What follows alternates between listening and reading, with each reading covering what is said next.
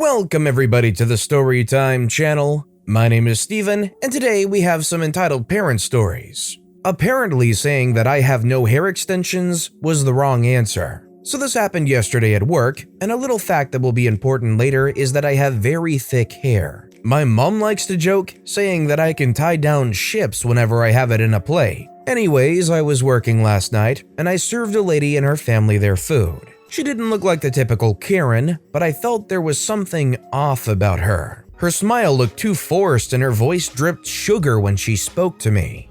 "Thank you, and I love your hair, by the way. You have to tell me who did your extensions." It honestly took me a second to process that part. I say thanks, but I don't have any extensions in my hair. It's just really thick. No, you don't. No one's hair is that thick. I say, I'm sorry, but this is my natural hair. I swear I saw her eye twitch slightly as she continued smiling. I turned to walk away when I felt a really sharp tug on my head. I yelped in pain and I turned around to see that entitled mother was trying to rip out my extensions.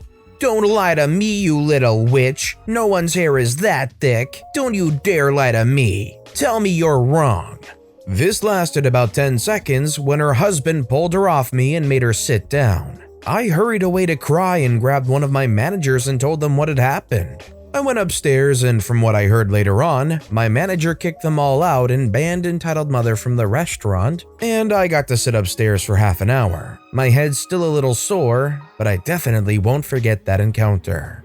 This is the kind of thing where you probably should have pressed charges because people who are so okay with putting their hands on other people that they felt justified enough to try to rip your hair out, they need to learn very quickly that that's not okay. That said, this kind of reminds me of a story from my 4th grade teacher. I don't really know why it stuck out to me, but I remember a story she told us where she was at the store and the sun was kind of setting, so the rays were coming in through the window. And with the rays of light hitting her hair, it made her hair glow a certain kind of red color. Another lady in line noticed it and asked her what color she dyed her hair. My teacher, being an African American woman who didn't dye her hair at all, it was just natural, said that they didn't, that it was just natural. And apparently the woman got all snobby and was like, "You don't have to lie, nobody's hair is that color naturally," or glows that color or whatever, and kind of storms off. Kind of takes you back when it's legitimately just how you are naturally and they say, "No, you can't possibly have that."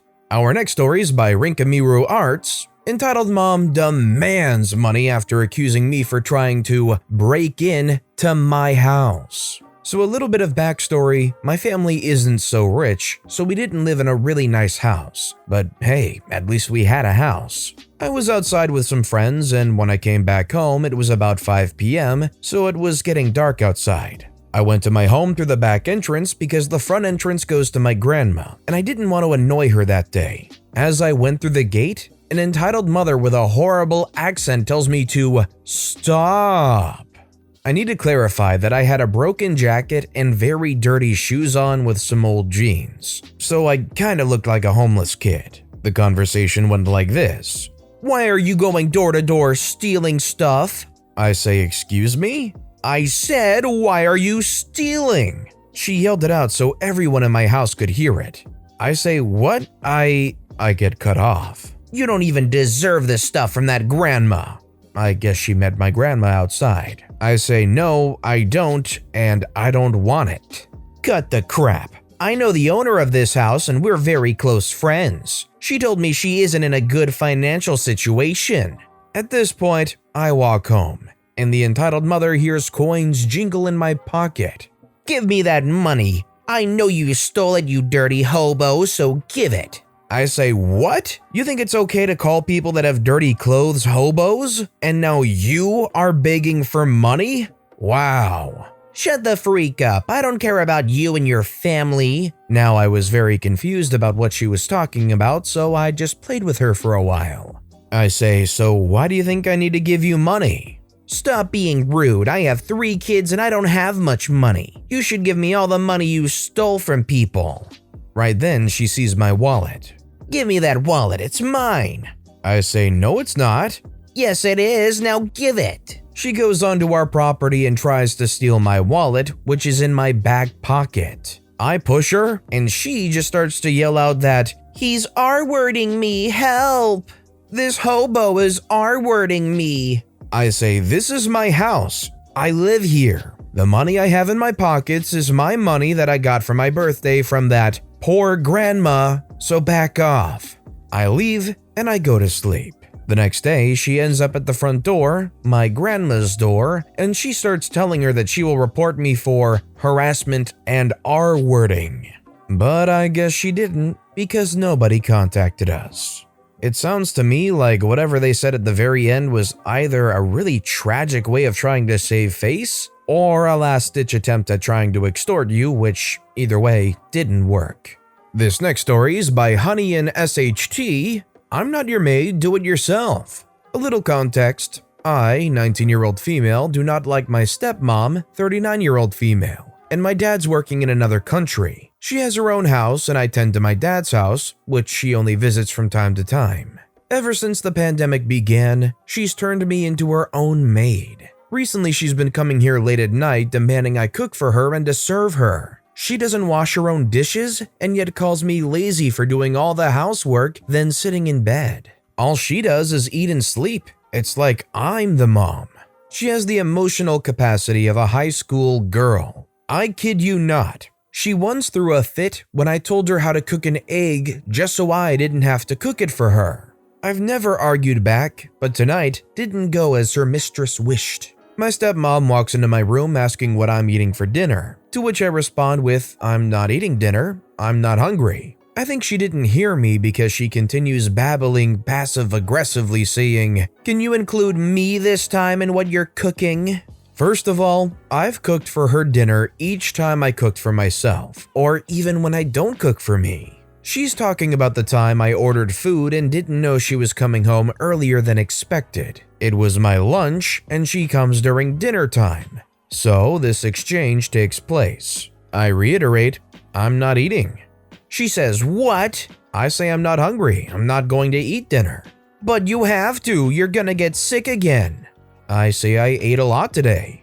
"Huh? Like what?" I can tell she's already riled up, but it's not my problem. I say bread, peanut butter, kimbap, rice. Mid-sentence, she keeps interrupting saying, "What else?" before I could even finish the word, and then adds, "It's not nutritious." I say that, but kimbap is. She doesn't even know what it is. It's a Korean rice roll filled with veggies, but it may vary. After silence and realizing I won't be making her any food, she mutters barely audibly, "I'm gonna die in this house," and she walks out of my room pissed. Go make your own food for once. I agree with OP. Go make your own food for once, or if you can't be darned to make the food yourself, order some kind of takeout. It's 2021. If the restaurant itself doesn't have delivery, there's a million delivery apps out there.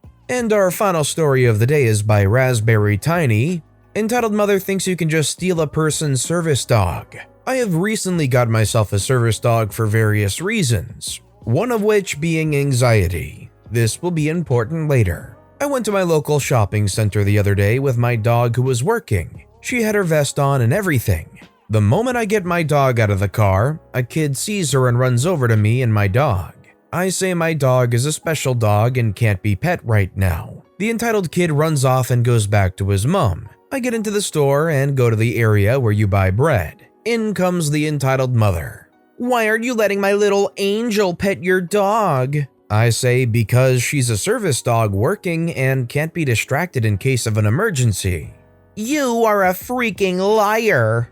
Me having social anxiety starts to show some signs that alert my dog. She did everything she needed to do and is a good doggo. The entitled mother still doesn't believe me after my dog performed actions no normal dog could do. She says, "Give me the dog." I say, "Why should I?" "Because she knows tricks and it would be great for my party coming up."